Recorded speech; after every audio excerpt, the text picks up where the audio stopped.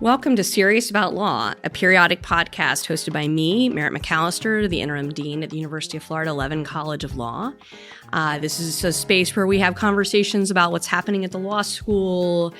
We talk with visitors, we talk with faculty, we talk with alumni, with students, and we try to have these conversations in a lighthearted way where we don't take ourselves too seriously, even if we are serious about what we do.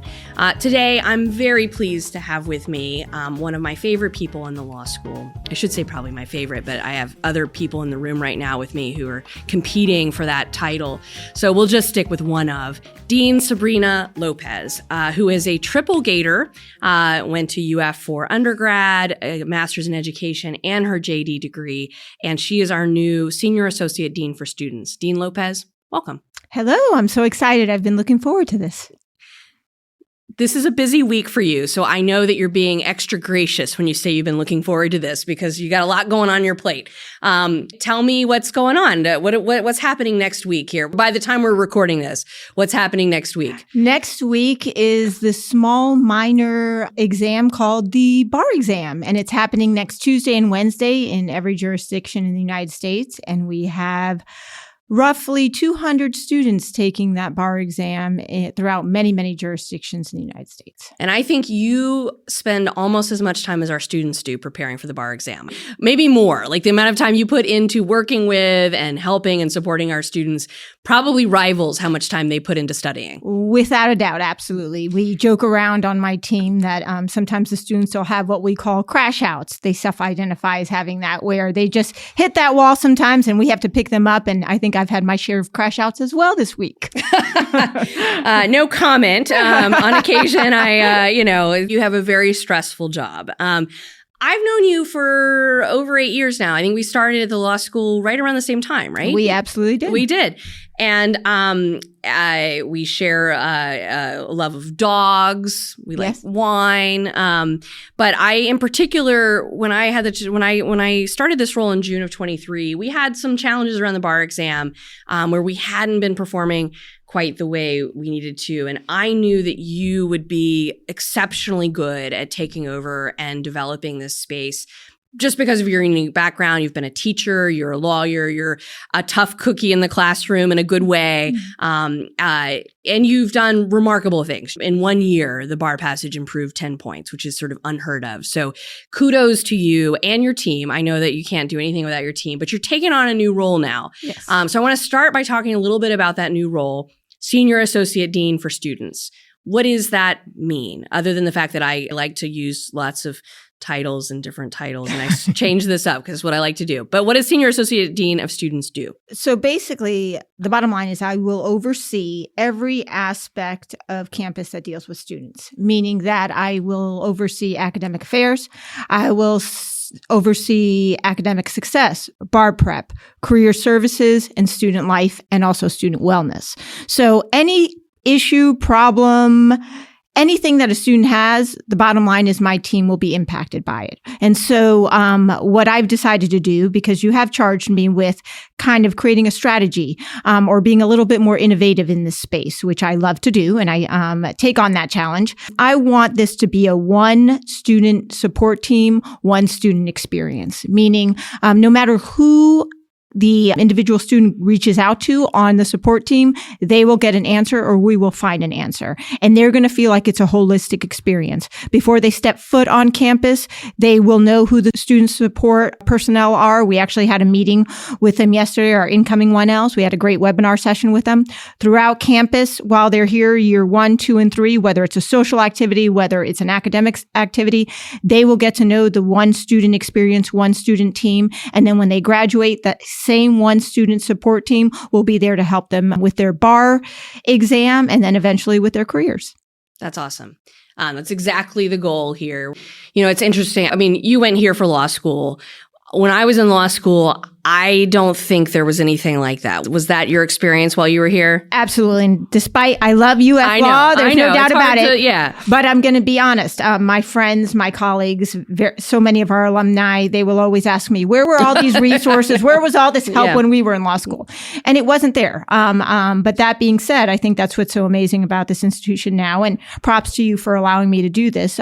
We really are trying to prepare students and meet them where they are versus where law schools have been, what historically has been done, what the legal practice has historically looked like. Mm-hmm. I think we're really trying to innovate and figure out, well, what's this new generation going to look like? What's lawyering going to look like? Yeah, what is truly a student-centered model of education and support and in a professional setting where we have high expectations for our students, but we also aren't going to just sort of send you off to fend for yourselves. That's exactly right. Yeah. So you've done a few different things in your career and life. When you left law school, you practiced law at a big firm. You've worn different hats. Tell me, what did you love about private practice? You were at Greenberg Traurig for shout out GT. We always get a shout out to GT. You did real estate work. Tell me a little bit about that experience for you, and then why ultimately you've landed back at your alma mater. Yes. So I guess I will say that, if you want me to be honest, my best experience or why I love GT so much were my two mentors, the partner I worked with and also the associate I worked with. They taught me. They spent the time making sure that I became a fabulous attorney. And I did that with them for 10 years. And I think that kind of translates to why I love my job now. I feel like I'm doing the same thing, paying it forward with this student generation. But I love that aspect. I just also loved real estate because I felt like I was solving puzzles. I think that can apply to any practice, but particularly I loved solving the real estate puzzles. I loved working at a very high-end firm on very big deals because I thought it was cutting edge. And I thought anything that was happening in the real estate industry I was aware of. So I thank GT for that. But at the same time, prior to going to law school, I had been a teacher in the K through 12 system. And as the years went on, I would literally have dreams about sneaking away from the legal practice to go back to the classroom. And at some point, I realized I think that's where my heart is. I think that's where my passion is. And so while I will always say I appreciate the experience I had. It was phenomenal. I wouldn't have traded it for anything. I knew my heart and my passion was in the education system. And so I found my way back. And we're really lucky and glad that you did, because I look around and more than any other person I work with, maybe you have really transformed something. You created something from nothing. And it's shown up on Bar Passage. But what it also shows up on is just the engagement that students have with you. I mean, I know they're reaching out at all hours of the night, which I worry about for your own, boundaries and mental health. Yes. But, the level of support and accessibility and warmth that you bring to this job, it does feel like you found your niche. I hope. Yeah, I think I have. There's no doubt about it. As a child, I remember when I was 5, 6, 7, 8, I would line up all my stuffed animals in a row and I would just teach them. I mean, so it's one of those things where a lot of people say, I didn't know what I wanted to be when I grew up. I always knew I wanted to be a teacher. My father convinced me I needed to be a lawyer later on in life. But that passion for teaching has been with me since I was a child. What did you teach the little stuffed animals? Math, usually. Despite being a lawyer, math is actually my preference. So, wow. Yes. Like basic arithmetic, or were you doing like algebra? Oh, no, geometry, trig. Oh, wow. At that point, I wasn't teaching that. I would have been a savant if I had. But no, I was teaching them basic addition those days. And then my elementary school teachers, they knew I loved teaching. So back in the day, we had those purple copies. They would send me home with any extra copies of worksheets and let me play with my stuffed animals afterwards. Oh, that's well, you are remarkably good in the classroom and very effective. So that early training with the stuffed animals seemed to really help. Yeah, except I'm sure any of my previous students or prior students who are hearing this probably are thinking to themselves, she wasn't treating us like a sweet stuffed animal in the classroom, but that's okay. I'm all about rigor. So no, you are. Well, that's law school, right? I mean, we graduate a little bit beyond the stuffed animals, right? You got to balance. This is the thing. It's we always are struggling with balancing the sort of rigor and seriousness of professional schools with also let's create an environment where we support, care, and lift others up. Right. Yeah. And it's both. And sometimes it's a little bit one way, a little bit the other. Let's talk about the year ahead. We're busy. I think some people think that academics, like when students aren't here, we're sort of doing nothing. I certainly know that's not true for you. You're very busy. We also still have students here because they're studying for the bar exam. But we're busy preparing for the year. Talk a little bit about what your goals are for the coming year, where you want us to be at the end of it. So as I said before, I'm really focusing on this one student support team. We're collaborating. Everybody who I'm overseeing, we've already met regularly a couple of times just to get everybody's input. What works for students right now? What can we do differently? I'm big on innovation. I'm not big on trends, meaning I want to make sure that what we do or anything that we implement is going to be for the long-term benefit of the students, not only while they're at the law school, but when they're practicing. So I'm really paying attention to what other schools are doing that maybe has worked. I like seeing what our specific student population needs and desires. And that is, I think, over the course of the year, I'm going to make sure that we are meeting the needs and exceeding the needs of the students once they get into legal practice. And I know that's one of your missions as well. So I think it's really going to be talking to the students. I'm going to do as much as I can. For example, I'm implementing, for the first time to my knowledge, every 3L that's graduating this year will have a one-on-one with a small cohort of people that represent this one student team. And we're going to check in on them in the fall and see what their plans are, right? What do they still want to accomplish while they're in law school? What are their goals post-law school? Because a lot of times we get this in little bits and pieces. But now that we're this one student support team, we're really going to try to focus on doing a more holistic approach. And so our 3Ls are going to be our first test in the fall. And then we hope to do something similar with 1Ls. I mean, of course, we never forget our 2Ls. Our 2L programming is called Staying the Course, and we'll have a touch point with them as well. But right now we're going to start with the 3Ls because they're very close to graduating and lots of changes that 3L year. So that's one of the most exciting things I'm looking forward to. Let's talk a little bit about the 1Ls, because some people listening may be about to arrive in Gainesville and think about starting law school, which is a intimidating experience and a very new experience. You're planning orientation. Tell me a little bit about what students who are about to start law school, what should they be thinking about, knowing, doing at this time? Right. So I would say that first, I want to make sure that they have taken care of themselves, first and foremost, before coming to law school. What does that look like? Meaning you are in the best space, wellness-wise, that you can possibly be. You've done your doctor's appointments. You've done your dentist appointments. If you have a vehicle, you've gotten that serviced. So you're starting law school on the best foot you possibly can. Believe it or not, that's what you need to do now, so that those things hopefully don't creep up or take up too much time once you start law school. And then as far as prep, we have JD Edge program that we do for students, and they've already been assigned certain modules.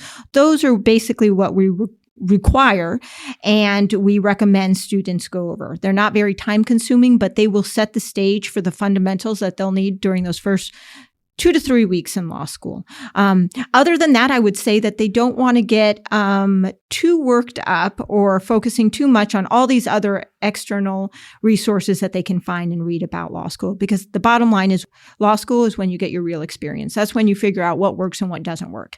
And that's when we're here to support you in doing that. I was a first generation college student and law school student. So when I came here, I was really in the dark. There was no preparation, orientation. It was back in the day when literally the deans would say, look to your left, look to your right. Somebody's not going to be here. And that absolutely petrified me. And nowadays it's look to your left, look to your right. That's who you're going to graduate with, right? Yeah.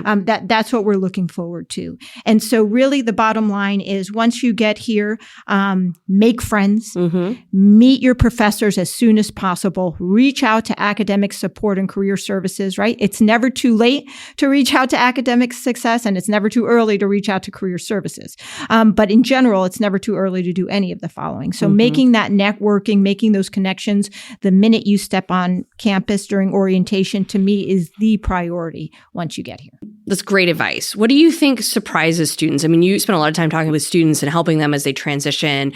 What are some of the unexpected things that come up where students are kind of like, oh, this is a curveball? The volume. The volume of the reading is probably, if I were to say, based on how many students I ask and what kind of shocks them, it's the volume of reading. No matter what their undergraduate degree is in, the amount of reading, and this is across law schools, it's not UF specific. There's just a lot of reading that has to be done. So managing your time is essential. Blocking off time for reading and really understanding and engaging with the materials that your professors are assigning is probably the biggest thing that they need to be taking into account. And also that is something that they should come. I always say, give it 2 weeks. During your third week, if you're still like, I'm not acclimating, this isn't making sense, that's when you reach out to academic support and say, do you have any strategies? But those first 2 weeks of reading, you're just getting used to it, right? So just because you don't understand something, that is natural, that is normal.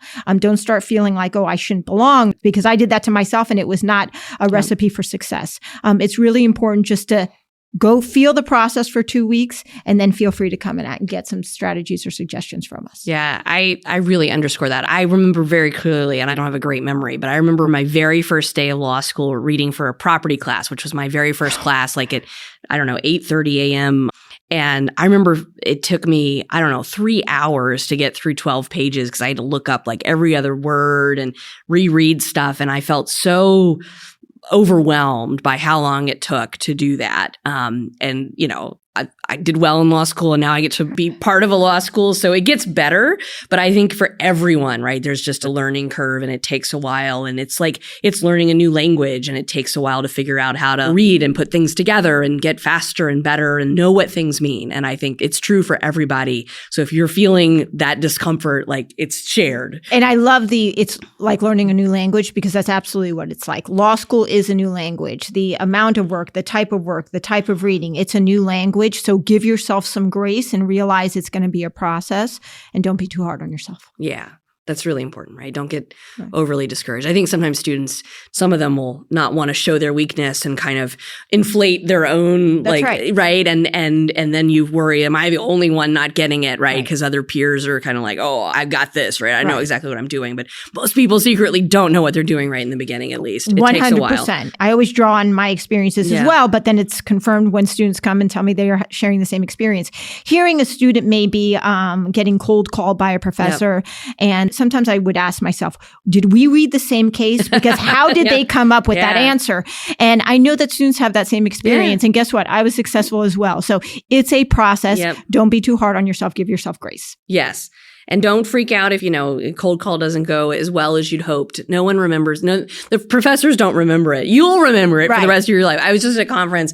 One of my former professors from law school is a dean at another law school. And I love seeing him when I am at dean's conferences. And I made a comment about some cold call that I bumbled in his class, 20 years ago. And he had no memory of any of that, but it's seared in my memory, right? But that happens to everybody. It's just part of the process and it's formative for you, but everyone else is just either they're, in the class, they're relieved it's not them. That's right. And your professor is focused on so many other things. So it's not nearly as concerning, I think, as some people feel that it is. And it's absolutely not. And a lot of the students also are worried about what their peers think about them when they respond to a question. And the bottom line is, I do not remember a single cold call that another one of the students endured. Yeah. I do remember how my peers treated me in law school. Yeah. So it's more important to make sure you have a good working relationship with your colleagues than it is whether you messed up a cold call.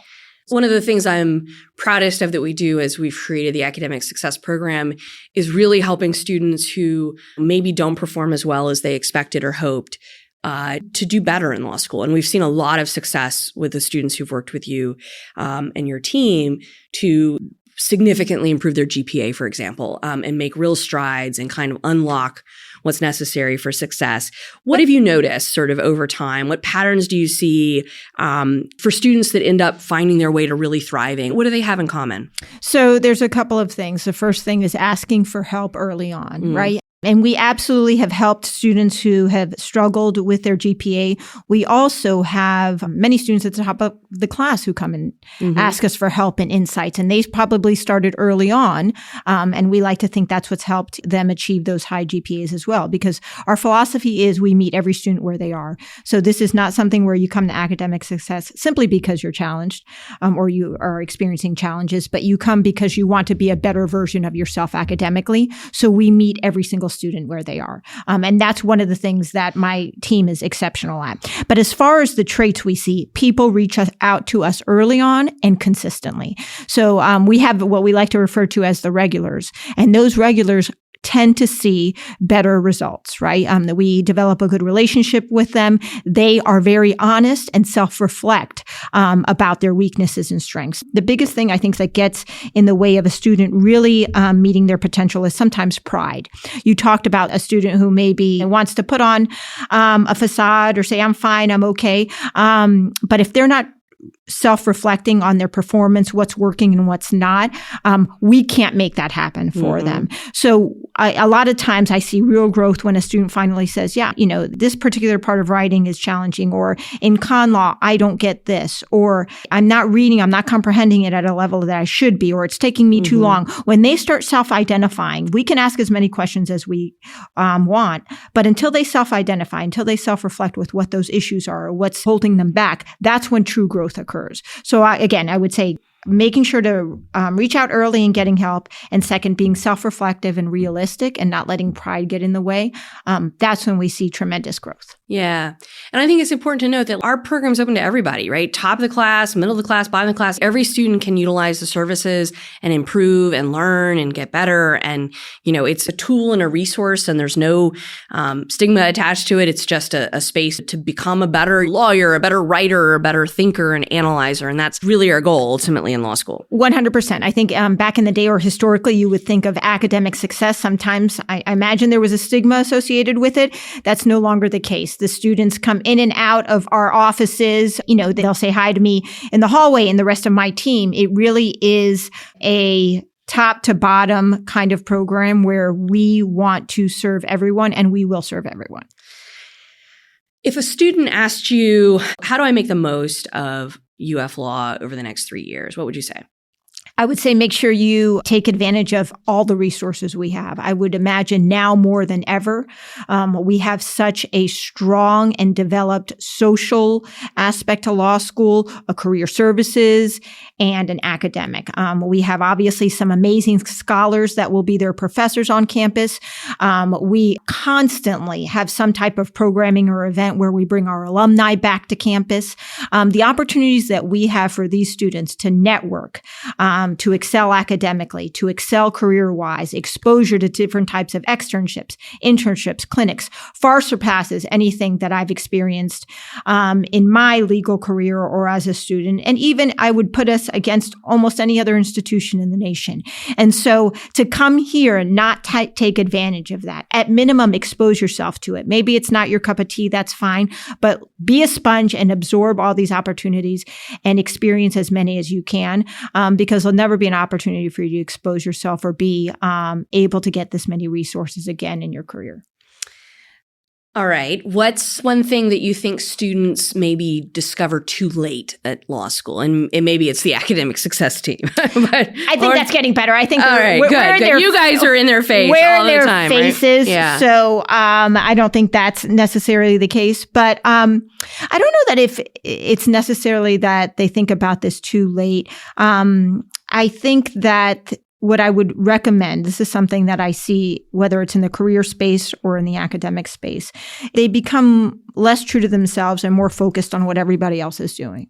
Right. So I think that whatever their goals are, the reasons that they come to law school, of course, that can evolve, but it shouldn't evolve based on what John or Joe are doing. It should evolve based on the experiences that I just mentioned that they're having and being exposed to, letting that dictate their likes and dislikes and what they really want to do with this law career, and not necessarily what everybody else is doing. I think sometimes they come to law school, get caught up in that, and then when they get to year 3, they realize I made some decisions that maybe were not based on what I want to do, but what others are doing. Yeah. So I think just to self-reflect again and make sure that they're on top of that and staying true to themselves. Yeah. I think there's something about law school that a lot of people kind of look sideways a lot, right? Part of this is our fault, I suppose, because we rank students as most law schools do, right? And so there's a sense that you're comparing, you're looking around always because that's sort of the setup. But I think that's very true that you have to sort of stay listening to yourself and measure your success against yourself as well, not against other people. I think we are less competitive in the sense that I don't think our students are competing against one another, law school compared to some, right? It's less intense. But I do think some of that is inevitable in law schools. And I think it's very important to really measure yourself against yourself, not against anybody else. And that's exactly right. I remember early on, after some exam when I was a 1L, talking about the exam with some friends and getting all in my head about, did I answer the question better than they did? Did they answer the question? Because we had different answers and worrying about it, right? And comparing against one another. And it drove me crazy. And then it undermines my own confidence. And, I ended up doing better than they did. But, but I started getting self-doubt, right? It's just this is the problem. There's self-doubt everywhere in law school because you're going to compare, is that student doing something that I should be doing? Do they have a better answer? Are they a better, oral advocate? Just do your best for yourself and focus on that, right? And that's it. Comparison is the thief of joy. There's no doubt about it. I love that. It truly is. Yeah. And at the end of the day, and that one Bernard that I was talking about and the 1Ls asked me, how important are grades? Grades are absolutely important. Yeah. There's no doubt about it. But you should want to succeed for your own benefit. You should want to achieve your own goals, not somebody else's goals. So absolutely. Absolutely. And the bottom line is that, I think grades can help a lot for your first job. But grades become less and less important over time, right? It's your own reputation, your own career, your own, you build your own networks. No one asked me what my grades in law school were, right? Nope. I don't think anyone asked after maybe my first job or second job. And so I think these are things that just diminish over time. They feel very important in the moment. And it's not to say that they aren't important, but no one talks about what your GPA in law school was in your obituary, right? These are things that I think, again, over time matter less. They're important. They don't define you. Absolutely. And it's not a goal that's not worthy of paying attention to, putting effort into, but there's so much more that will make you a phenomenal attorney. On the topic of worries, what's something that someone worries about in August that may turn out to be no biggie, you think, as a student? I will pivot to the career. Okay. I think a lot of students worry particularly at the beginning of the year that they're not going to get a job, whether it's a 1L, a 2L, 3L. But our career services department and professional development is phenomenal and our students find jobs. So they will find a job. But I think that that's an overwhelming concern, not at just our institution, at every law school.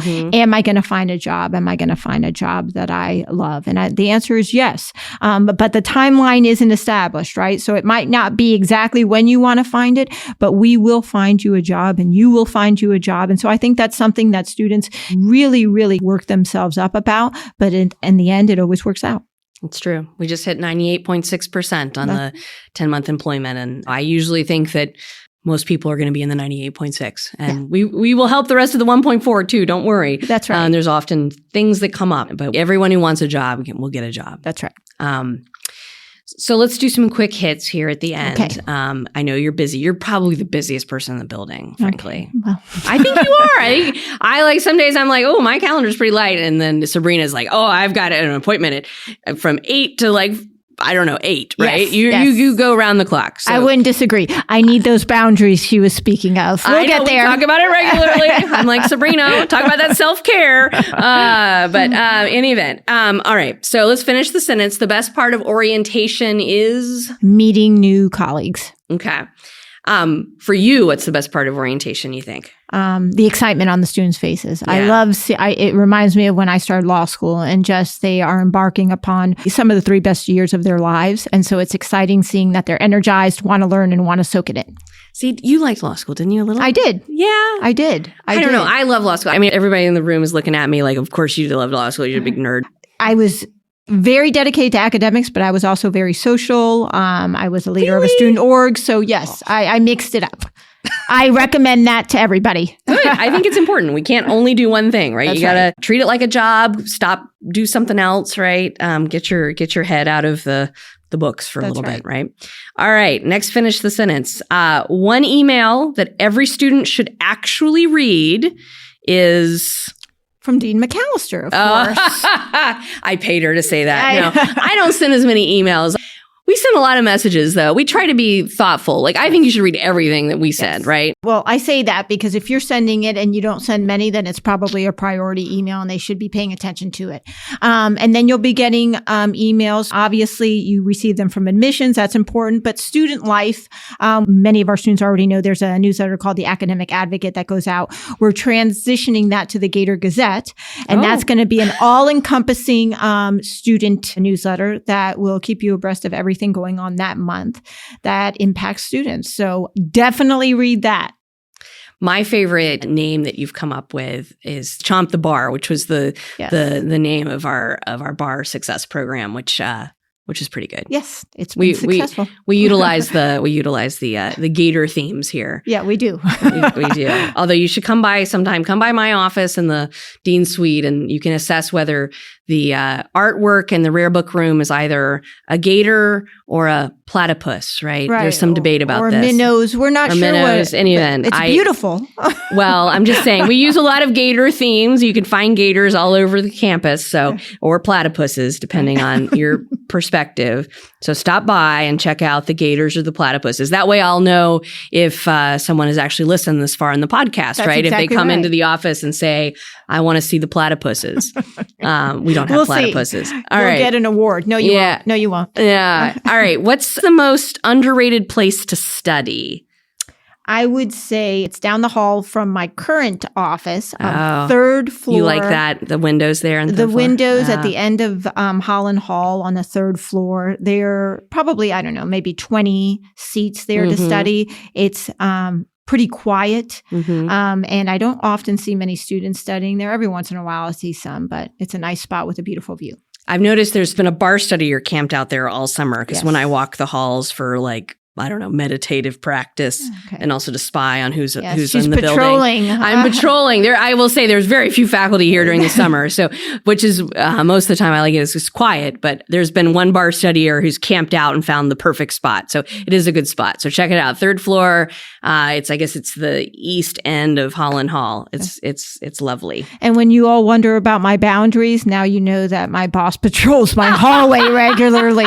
I'm taking names. I like to visit other people, drop in unannounced, It scares everyone, but it's great. That's a joke, but I did learn early on that if I start walking in buildings, people think that I am like taking names or rearranging offices or like moving things around. So I try to not do it very much. Yeah, people run to me. She was looking for you. She was strolling down the hallway. What's such power I have. Such power. As my wife reminds me, it's all situational. It's just the title. No one actually likes you, Merritt. All right. Boy, this has gotten personal. All right. Coffee or tea? Coffee. No doubt about it. All right. I feel like we need one more thing to round this out. Favorite place in Gainesville? To eat, I love Satchel's Pizza. And as far as things to do, I always tell students, especially when I'm teaching a course, but when they come to see me regularly, the rec center has phenomenal deals for students, faculty, staff. It's right behind the rec center. There's a little building where you can rent paddle boards, kayaks, tents, all these different things. So I often will rent an inflatable paddle board. It's really cheap, relatively speaking, and I take it out to the springs for a day. I have a bunch of recommendations. Actually, one of my colleagues took up one of my recommendations recently, but it's a great thing to do, relatively cheap. I really recommend it. Okay. I was just told that I was supposed to turn over the page and there are more questions on the back. Okay. So I guess we're not done. Okay, we're not. No, Go for it. Our team prepares me very well, and I clearly did not prepare myself very well. No, but here, I do want to ask this one question because I like it as a good ending. All right. Let's do a little vision practice. When we picture this incoming class walking across the commencement stage in a few years from now, what do you hope they'll say about their experience here, which hopefully will be all under your tenure as their dean of students? I want them to say that they came in with a toolbox with a couple of tools. And by the time they graduated, they have a toolbox filled with tools. And those tools have set them up to be extraordinary, innovative, practicing attorneys in the legal field. And I want them to be the ones that make the changes in the legal field. So I hope that we, bit by bit, month by month, year by year, fill that toolbox. So no matter what challenge they face in the legal practice, whether they're a judge in private practice, in public space, no matter what they're doing, they feel like they can pull out a tool because we've set them up for success. Thank you, Dean Lopez. You represent the best of UF law and triple gaterness, and we're really lucky to have you and your team here. And I'm really excited about what you're going to accomplish in the next year as we work to provide a level of support and engagement for our students that's second to none. So thank you so much. And, let's get back to work, right? I appreciate it. It truly is a privilege to be here, and go Gators. Go Gators.